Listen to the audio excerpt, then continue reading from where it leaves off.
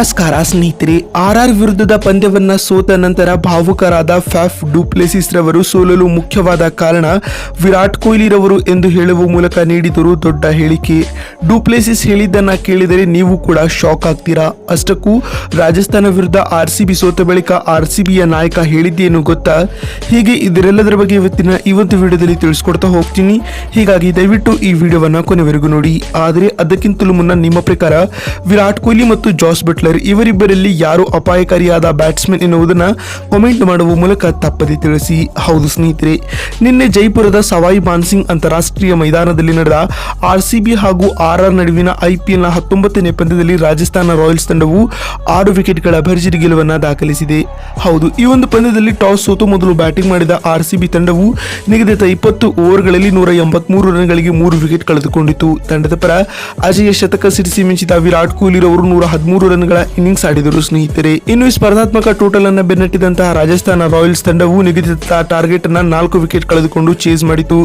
ತಂಡದ ಪರ ಜಾಸ್ ಬಟ್ಲರ್ ಅವರು ಭರ್ಜರಿ ಶತಕವನ್ನು ಸಿಡಿಸಿ ಮಿಂಚಿದರೆ ಸಂಜು ಸ್ಯಾಮ್ಸನ್ ಅವರು ಅವರಿಗೆ ಉತ್ತಮವಾದ ಸಾಥನ್ನು ನೀಡಿದರು ಸ್ನೇಹಿತರೆ. ಇದರೊಂದಿಗೆ ನಿಗದಿತ ಟಾರ್ಗೆಟ್ ಅನ್ನ 19.1 ಓವರ್ನಲ್ಲಿ ಆರ್ಆರ್ ತಂಡವು 4 ವಿಕೆಟ್ ಕಳೆದುಕೊಂಡು ಚೇಸ್ ಮಾಡಿತು. ಇದರೊಂದಿಗೆ ಆರ್ಸಿಬಿ ತಂಡವು ಈ ಬಾರಿಯ ಟೂರ್ನಿಯಲ್ಲಿ ಸತತವಾದ 3ನೇ ಸೋಲನ್ನು ಕಾಣಬೇಕಾಯಿತು ಸ್ನೇಹಿತರೆ. ಇದೀಗ ಆರ್ಆರ್ ವಿರುದ್ಧದ ಹೀನಾಯ ಸೋಲಿನ ಬಳಿಕ ಮಾತನಾಡಿದ ಫ್ಯಾಫ್ ಡು ಪ್ಲೆಸಿಸ್ ರವರು ಪೋಸ್ಟ್ ಮ್ಯಾಚ್ ಪ್ರೆಸೆಂಟೇಷನ್ ವೇಳೆ ಈ ರೀತಿಯಾಗಿ ಹೇಳಿದ್ದಾರೆ.